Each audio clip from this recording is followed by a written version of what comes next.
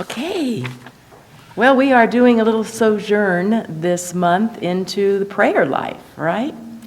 And last week, those of you who were here got to experience our Reverend Uta Maria Sedella from Illinois, and she shared with us the Lord's Prayer as interpreted by the Aramaic version of what Jesus' natural language was at the time when that prayer came forth, and what the various translations that possibly could have been other than Our Father which art in heaven type of a thing. And so that was a fabulous event. If you weren't here, didn't get a handout, there's more on the back table today, so you can avail yourself of that. But our message today is entitled, Be Still and Know. And I wanted us to consider some points about that and how that prayer really does affect our lives. To me, I try to keep it pretty simple. I believe that prayer, number one, is our communication with our God presence. Pretty basic. Prayer is our communication with our God presence.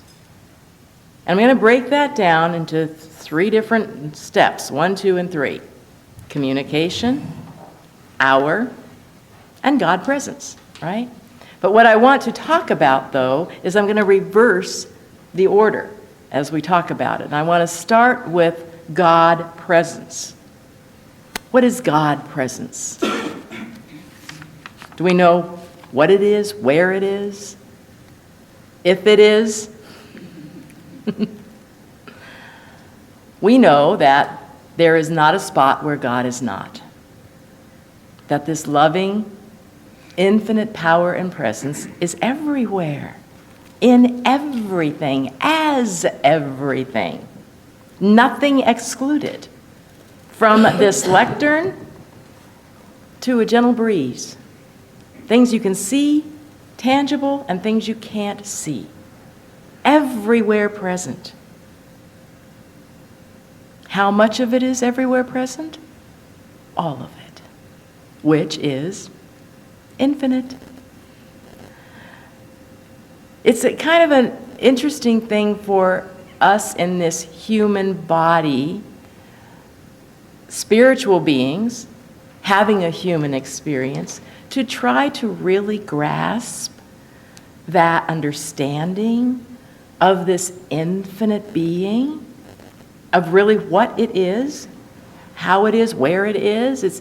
It's so much bigger, broader, grander than many times our finite minds can comprehend. And so that's why I wanted to share with you, review with you, if you were here last week, what Uta Maria brought to us with the very first line of the Our Father prayer. And it's in Aramaic, it is spoken as Abum de Mashmaya. I do that pretty good? Abum de Washmaya. Abum de Washmaya. In the King James Version, it says, Our Father which art in heaven.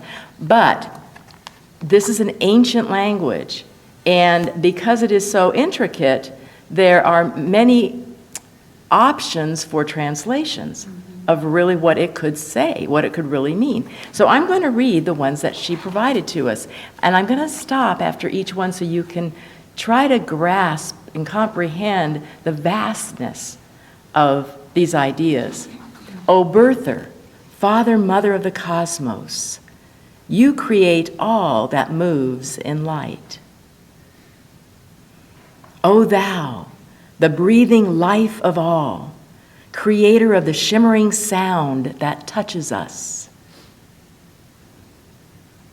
Respiration of all worlds, we hear you breathing in and out in silence.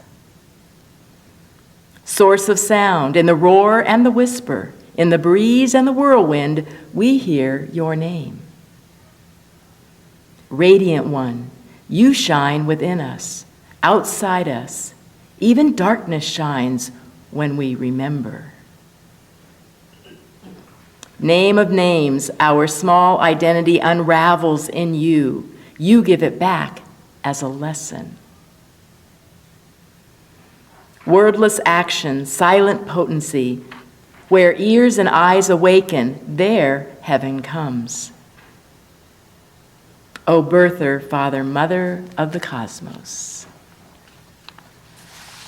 Do you feel the vastness in those translations?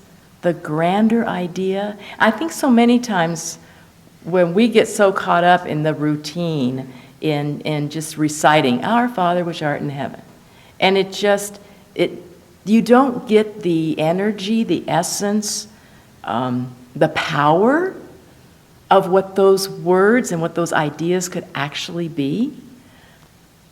So I invite you to literally sit this coming week with some of those ideas. And again, there's handouts on the back if you want to take it home.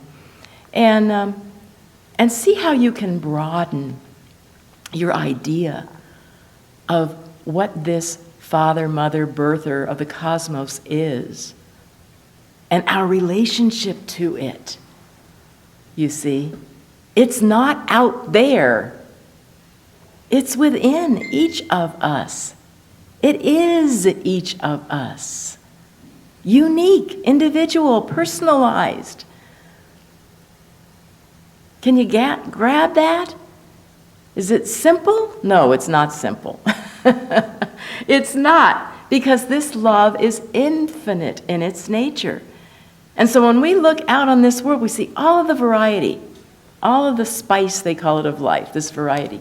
And that's what we are. And we need to acknowledge that within ourselves, that I am this individualized expression of the One. I want us to look back at this part of the idea of pick up my definition number 2, okay? So that's what that big broad thing is, our communication with our God presence. You got a larger picture now of what God presence is, okay? The second one is our communication with our God presence. We own it. It is within us. It is personal. It is ours. It is living its life through us, as us. What an honor. Do you ever feel that? I am honored to be the vessel, to be the one that can only do what I can do. Pat yourself on the back. Say, good for us that I am here to be me in expression. How many times did our master teacher, Jesus the Christ, tell us the Father and I are one? Many times. He said that all the time. Did he ever single himself out? Is that I am the only one that can do this, that can say this? Never said that. He said, greater things than these you shall do, if we believe. Moses told us that the name for God is I am that I am. And so every time we think I am, we are placing power to those thoughts and to those words. For we are that God in expression. That is our name. That is the name of God. That is our name. I am. We need to take honor in knowing that we are doing it justice.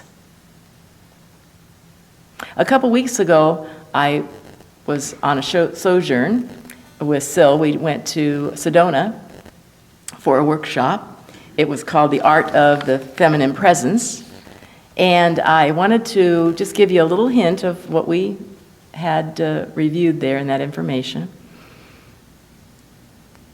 It's basically telling you that we are this energy, this source. We have it within us. And it's a reminder of how you can put it to work use in your life. Now, this is presented on a divine feminine basis, but it's really universal. It doesn't really matter. It doesn't have to be just feminine. But it starts with this knowledge that we have this energy source, this area in our body that we call home. I got this bracelet that says, I am home. Home is 3 inches maybe down from our navel and in front of our spine. It's what many of us call our gut. It's where our womb is for a female. But it's where this intuition lies. It's where this still small voice speaks to us. And then we ran up this cord of light from our home up to our hearts. And we are there to involve and emphasize the love that is there. And then one more, up the light going up to our cranial area, our head, our mind, our thoughts, and knowing that all those 3 are connected. That all 3 of those, my intuition and my heart and my thoughts, are all one. And as I'm living this human experience, the best thing I can do is to go home and listen to what this truth is that's being broadcast all the time. You think about it. This living energy of Source isn't passive.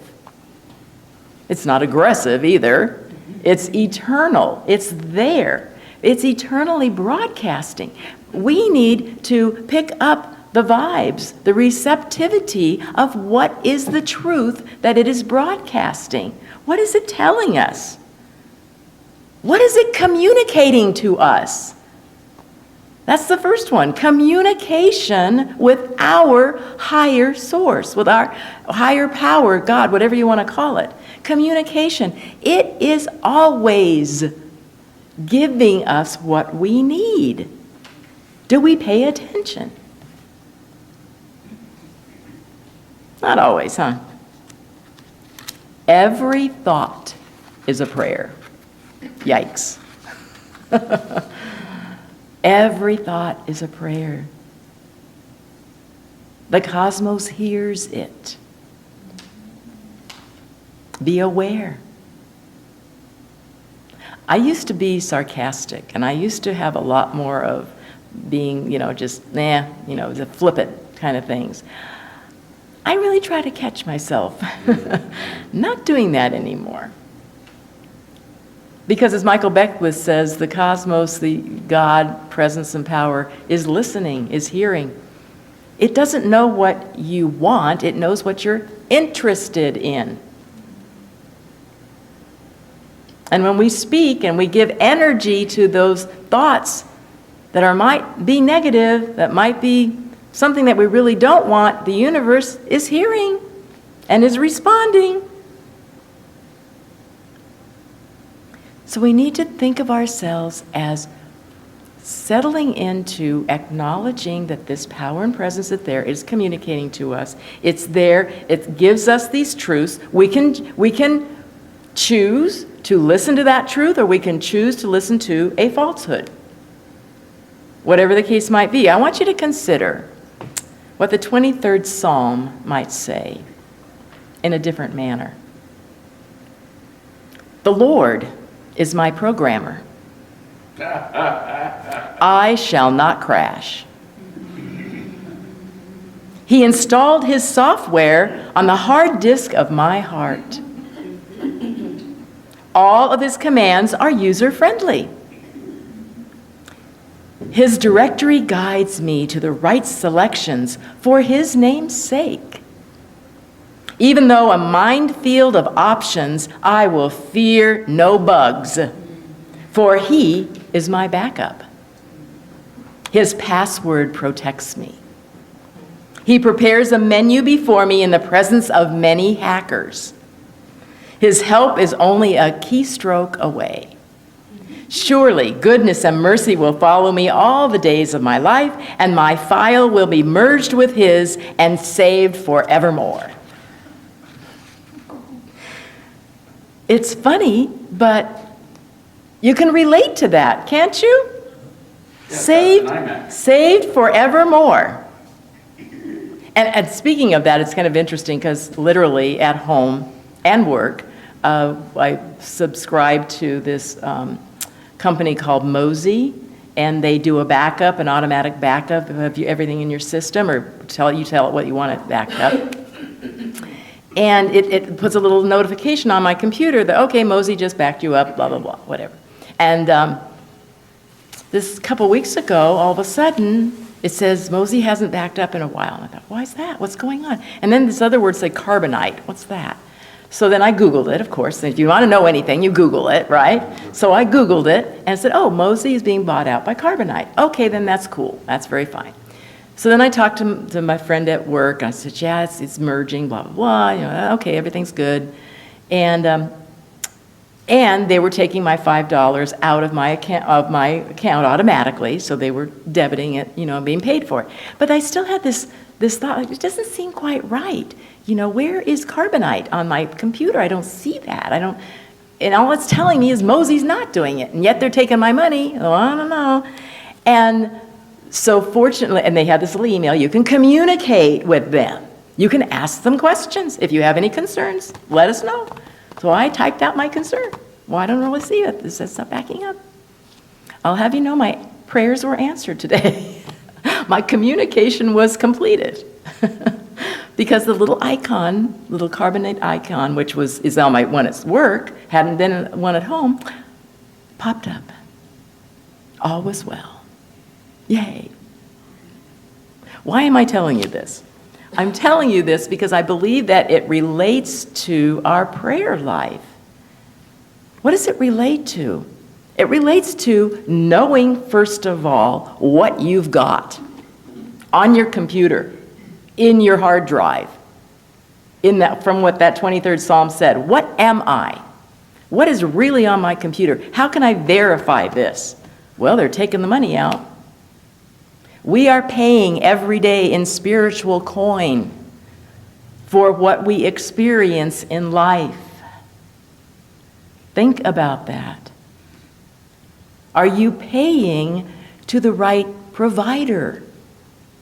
Are you giving what you are in your essence, in your wholeness, wholeheartedly to the provider, to the substance, to the source of your being? Let's hope so. Are you judging with right judgment? Every thought is a prayer. What do you believe you're thinking? Are you believing your thinking is right? Or are you going half-cocked off on something? Are you believing a falsehood? And because sure enough, if you believe that falsehood and you go down that path, down that rabbit hole of disbelief, of concern, of drama, life will give you that. I believe living the truth, living a life of love, living a life of growing, living a life of giving is so much more fun. We really don't need to do the drama stuff. But it goes back to believing. I had to confirm. Is Carbonite doing the right thing? I want to confirm this. We want to confirm that I am believing in the right thing. In this love that I am. I believe that with all my heart. That I am love. That you are love. We all are love in expression. Yes, sometimes we forget. Sometimes we aren't expressing that to our highest quality. I want to tell you a story about a mountain climber. He had within him, like all of us do, this home, this instinctive, intrinsic knowing that is our God self, right? So he was climbing a mountain. It was a pretty difficult mountain when night began to fall. It got dark, and he had just a few more yards to reach his place to camp when he suddenly lost his footing. And he fell into the darkness of the night, falling, when suddenly the rope, which was tied to his waist, caught, and there he was dangling in the night. He yelled and yelled for help, but there was no one in the night. So he turned to God. You know, that's what we do. The very last thing to do is to pray. He turned to God and prayed fervently to be saved. And he got a clear answer, a clear inner knowing. So completely clear, but so completely unacceptable answer. Cut the rope.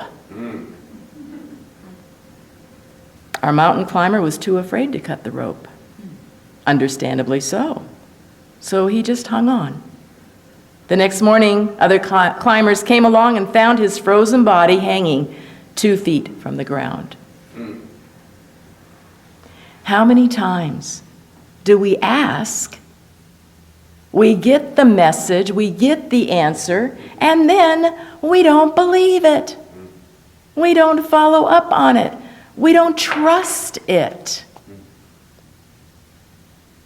How many, and you know, you absolutely know, how many times in your life have you had that little intuition, I'll do this, I should do that, maybe I should do that, and you don't do it, and what happens? Hindsight is 100% of what they call it. 20/20, thank you. Because we have this innate knowing, we need to trust it. We need to know that I am greater. This I am, you see, this I am that I am gives me everything I want, gives me everything I need. I want us to stop arguing with life. Whenever it gives us a lesson, whenever it gives us a blessing, sometimes we argue with it, and we don't like that. Let yourself be the observer. Step back and look at the bigger picture and accept the gift that might be hidden there. Allow yourself to surrender to this inner self that is always looking out for you, that always wants your highest and best, because that's all it knows. Hello? It's us and our little human finite minds that put a block on it, that put a stop on it. It knows nothing of that. I want you to go out this week and trust that higher power. Communicate with it. Ask it, what should I do? And if it gives you the answer, for gosh sake, trust it. Do it. Allow yourself to expand into this beautiful being that we are in and of, and play with it more. Can you trust that? Does that sound like fun? Do you think you're up for the job? I do. I think we all are.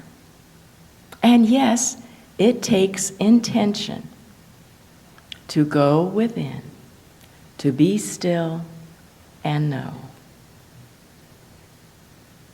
So I wanted to anchor this today with that thought, with our topic of today, to be still and know.